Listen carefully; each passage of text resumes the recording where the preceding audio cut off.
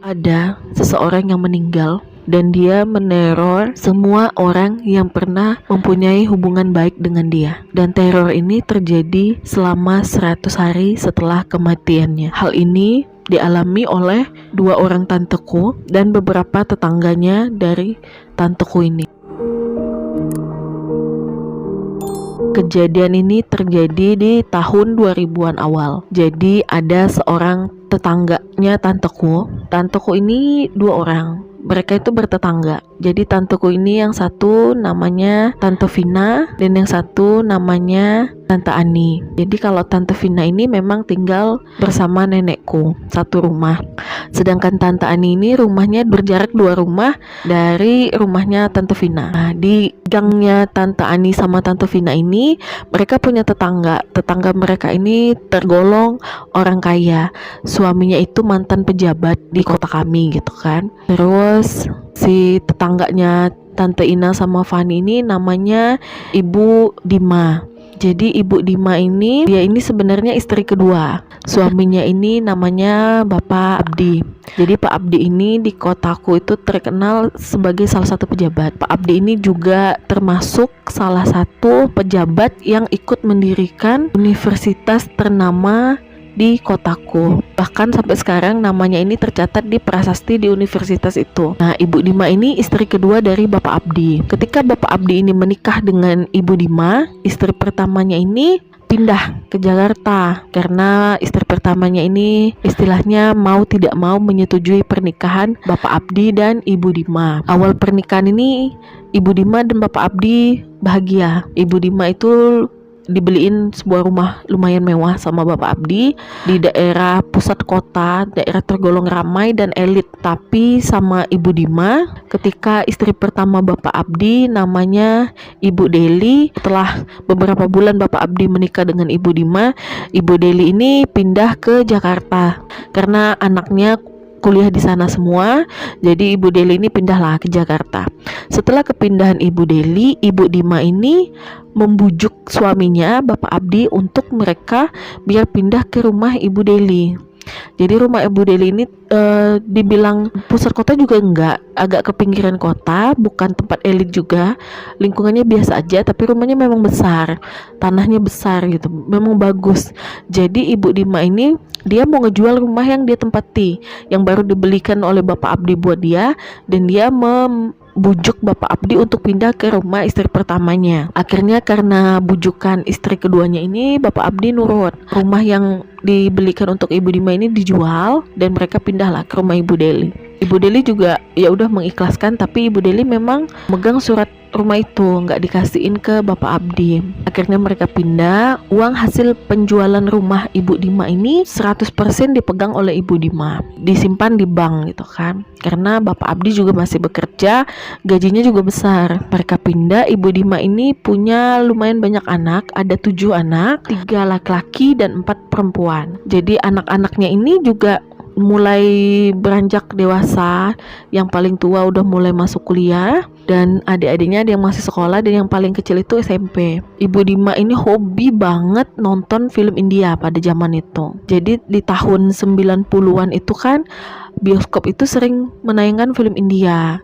Jadi Ibu Dima ini hampir setiap hari nonton bioskop, nonton film India. Akhirnya uang hasil penjualan rumah yang tadi dipegang Ibu Dima ini habis untuk nonton film India, biaya transport. Jadi di zaman itu tuh Ibu Dima ini dia nggak mau bawa motor sendiri. Jadi dia lebih suka naik beca. Jadi dia punya langganan beca yang selalu antar jemput dia.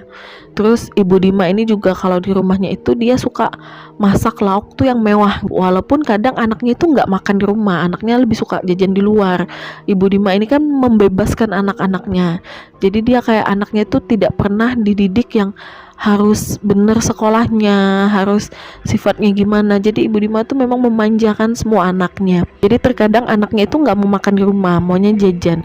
Dan akhirnya lauk-lauk yang dimasak Ibu Dima ini diberikanlah ke pembantunya, ke ART-nya, atau ke Tante Ani. Tanteku itu, Tante Ani, termasuk sering ngebantu di rumah Ibu Dima. Dia juga sering nemenin Ibu Dima nonton atau ke pasar bawa-bawain barang Ibu Dima. Jadi Tante Ani ini lumayan sering banget bawa pulang lauk-lauk yang dikasih Ibu Dima. Kebetulan Tante Ani ini janda, suaminya itu udah bercerai, jadi suaminya itu pindah ke kampung halamannya. Tante Ani ini punya anak 3 dan dia yang ngebiayain anaknya, yang nafkain lah gitu kan. Lambat laun ini kan uang penjualan rumah Ibu Dima ini habis. Uang yang dikasih suaminya juga lama-lama tuh kurang, karena tiap hari nonton dengan gaya hidup mewah. Setiap pulang nonton dia belanja banyak banget, belum ngasih anak. Akhirnya uang gaji yang dikasih suaminya ini nggak cukup. Dan ketika suaminya udah memasuki usia pensiun, otomatis kan uang pensiun itu tidak sebanyak penghasilan suaminya ketika masih menjabat. Dengan uang pensiun yang sedikit itu, Ibu Dima ini masih dengan gaya hidup mewahnya. Dia juga nggak mau ngurusin suaminya. Jadi suaminya itu dia tempatkan di kamar belakang rumahnya tuh ada kamar kayak gudang gitu. Jadi suaminya tuh ditaruh di situ ketika suaminya udah tua, udah sakit, udah umur 70-an gitu. Ditaruhlah sama dia di kamar itu. Kalau dikasih makan juga dimasukin ke kamar itu makanannya. Jadi suaminya nggak boleh keluar dari kamar itu sampailah suaminya meninggal. Ketika suaminya meninggal, Ibu Dima ini gaya hidupnya juga nggak berhenti karena dia masih ada uang pensiun kan. Dan akhirnya uang tabungan suaminya pun yang untuk kuliah anaknya tuh diambilin sama Ibu Dima, dipakai buat foya-foya dia. Anaknya dinikahkan masih muda. Setiap anaknya punya pacar langsung dinikahin sama Ibu Dima. Mau itu secara sederhana, mau itu anaknya pindah agama, pokoknya Ibu Dima itu nggak peduli. Yang penting anaknya itu lepas dari tanggung jawab dia. Jadi dia bisa ngurusin hidupnya sendiri dengan gaya hidup dia yang mewah itu. Bahkan anak laki-lakinya juga yang udah mulai beranjak dewasa, yang harusnya sekolah SMA, kuliah, itu nggak disekolahin sama dia. Uangnya dipakai bener-bener buat foya-foyanya dia. Akhirnya anak-anaknya yang laki-laki ini terjerumus lah pergaulan obat-obatan segala macam. Terus yang cewek ini juga sudah menikah semua. Terus setelah suaminya meninggal, Ibu Dima dengan gaya hidupnya seperti itu, lama-lama uangnya makin menipis, makin habis karena nggak ada yang ngasih juga. Jadi hanya mengharapkan uang pensiunan. Terus anaknya yang laki-laki ini kan juga ngobat ya, jadi mereka juga kadang minta uang sama ibunya tuh maksa, dengan kayak ibunya masak lauk itu dibuangin sama dia kalau nggak dikasih uang gitu kan. Tapi Ibu Dima ini akhirnya dia nggak kehabisan akal. Dia ngejual tanah-tanah peninggalan suaminya. Jadi suaminya dulu punya tanah, punya kebun, dijualin satu-satu sama dia hanya untuk memenuhi kebutuhannya sehari-hari.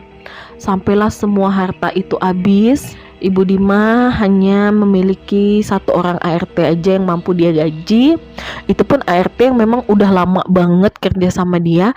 Bahkan si ART ini dari zaman Ibu Deli masih tinggal di situ, ART itu bekerja sama Ibu Deli. Jadi ART itu memang udah kayak ngelihat almarhum suaminya Ibu Dima aja. Jadi dia kasihan lah ngelihat Ibu Dima walaupun gajinya rendah. Jadi ART itu tetap ngebantuin dia.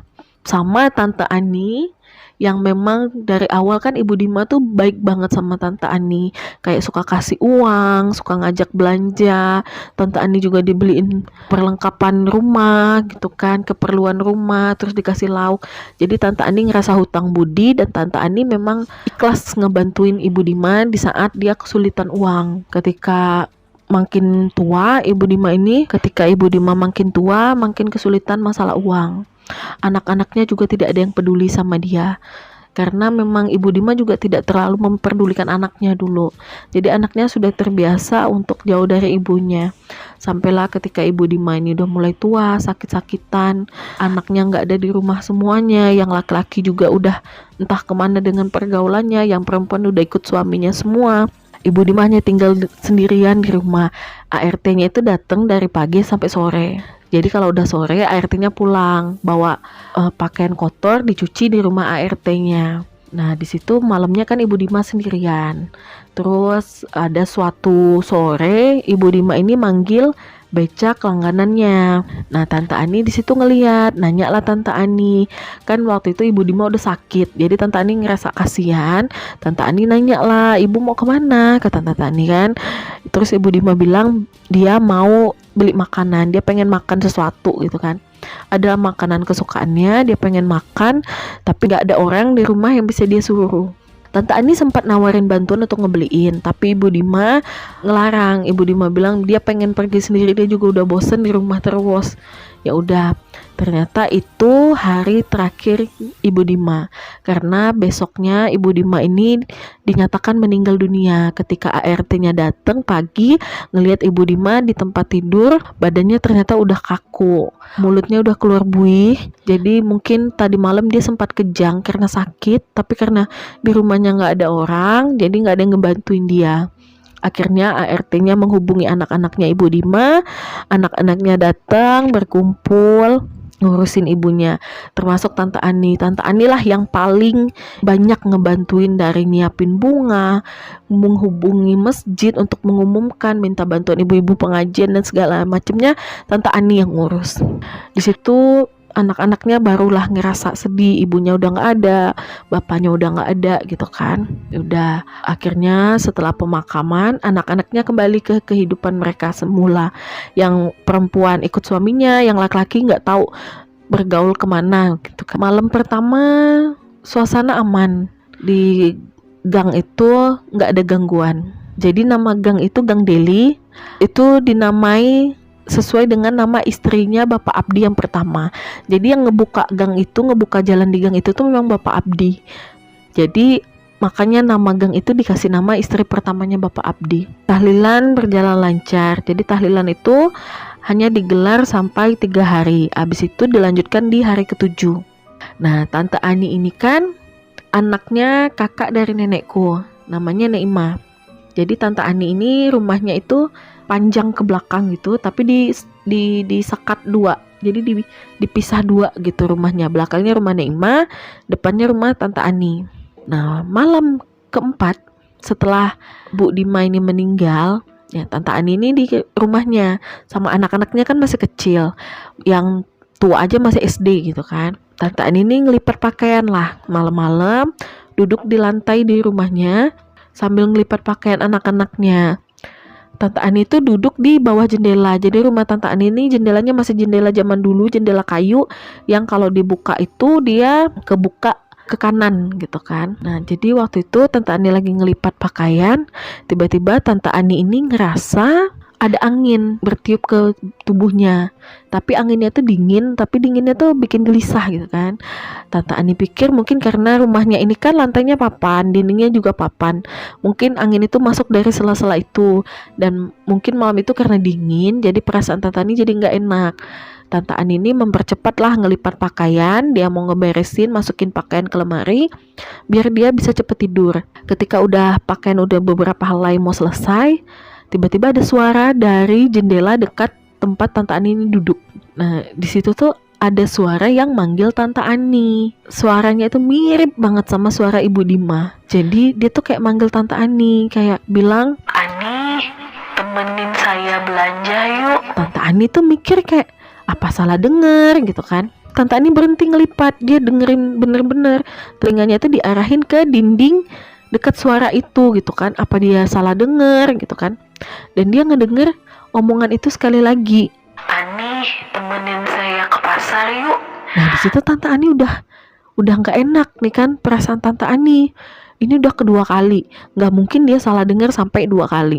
Ketika Tante Ani mencoba mencerna suara itu, tiba-tiba daun pintu jendelanya itu bergerak, kayak ada angin kencang, dan tiba-tiba tuh kebuka. Jadi jendelanya Tante Ani itu kan nggak pakai kunci kan, karena di lingkungan itu lumayan aman. Jadi cuman kayak ditarik aja, terus sampai Tante Ani itu dikasih kayak tali di dalamnya, diikat aja gitu. Ikatannya pun bukan ikatan yang kuat, cuman kayak diselipin aja biar nggak terlalu kebuka. Tiba-tiba daun jendelanya Tante Ani itu terbuka, kayak kena angin kenceng gitu. Ngelihat daun jendelanya ini kebuka, Tante Ani berdirilah. Tujuannya buat menutup si jendelanya ini. Ketika Tante Ani mau menutup jendelanya, dia ngeliat sosok Bu Dima lagi berdiri di dekat jendelanya, senyum sama dia dengan wajah yang benar-benar menyeramkan. Terus dia ngomong sekali lagi, "Ani, temenin saya belanja yuk." Kakinya Tante Ani itu udah bergetar, keringat dingin. Tante Ani itu udah gemeteran banget tangannya, udah nggak bisa ngomong, badannya tuh kayak terasa kaku. Yang bisa keluar dari mulutnya Tante Ani itu hanya teriakan. Tante Ani itu teriak sekencang-kencangnya manggil Neimah. Jadi Tante Ani itu manggil mamanya. Terus Tante Ani itu coba ngelangkahin kakinya ke pintu. Dia mau ngebuka pintu, tapi pintunya itu nggak bisa dibuka. Jadi pintu rumahnya Tante Ani yang menghubungkan ke rumah Neimah itu nggak bisa dibuka. Akhirnya Tante Ani itu cuma ngegedor-gedor pintunya, mukul pintunya itu kuat-kuat kenceng gitu beberapa kali. Malah mirip kayak orang kesurupan. Jadi dia mukul itu udah kayak nggak kekontrol lagi, berapa kali dia mukul gitu. Pokoknya bener-bener kayak orang panik, kayak orang ketakutan yang mukulnya itu cepat beberapa kali. Neimah bangun, kaget dong Neimah gitu kan. Kenapa Tante Ani kayak gitu? Akhirnya Neimah ngegedor lah pintu rumahnya Tante Ani. Neimah nanya kenapa, kata Neimah kan Tante Ani itu cuma teriak-teriak dari dalam rumahnya dan nangis. Neimah juga nggak bisa buka pintunya kan, karena dikunci dari dalam sama Tante Ani kan. Jadi Neimah juga bingung. Akhirnya Neimah bangunkan orang rumah semuanya, dobraklah pintu kamar Tante Ani rame-rame. Didobrak, kebuka, Tante Ani tuh udah nangis, mukanya udah pucet, gemeteran badannya. Dan ketika pintunya tuh udah didobrak, kebuka, Tante Ani tuh langsung jatuh ke lantai. Neimah ini ngeliat jendelanya Tante Ani kan kebuka. Neimah ini nanya sama Tante Ani ada apa, tapi Tante Ani tuh kayak mulutnya tuh keluh, nggak bisa ngomong gitu, kayak kaku. Jadi Neimah ini ngambil sapu lidi. Jadi orang-orang zaman dulu itu kan selalu sedia sapu lidi ya di rumah. Neimah ini ngambil sapu lidi, terus Neimah pergi ke arah jendela itu, ngelihat jendela itu, dan Neimah nggak ada lihat apa-apa. Jadi sama Neimah cuma sapu lidi itu dipukul-pukulin ke jendela, terus Neimah tutup lah jendela itu. Akhirnya Tante Ani dibawalah sama Neimah ke rumahnya Neimah. Sama anak-anaknya Tante Ani juga dibangunin, dibawalah ke rumah Neimah. Malam itu Tante Ani disuruh tidur di situ. Rame-rame mereka tidur di ruang TV, cuma ngegelar tikar aja. Besoknya Neimah tanya lah sama Tante Ani. Akhirnya Tante Ani cerita kalau kejadian tadi malam itu dia ngelihat Bu Dima seperti itu gitu kan. Sejak itu Neimah bilang lah, ya udah kalau gitu kamu sama anak-anakmu tidur di rumah ibu dulu, jangan pulang ke rumah kamu. Jadi waktu itu Neimah nih sama Tante Ani nggak mau cerita ke siapa-siapa karena mereka kasihan kan sama Ibu Dima.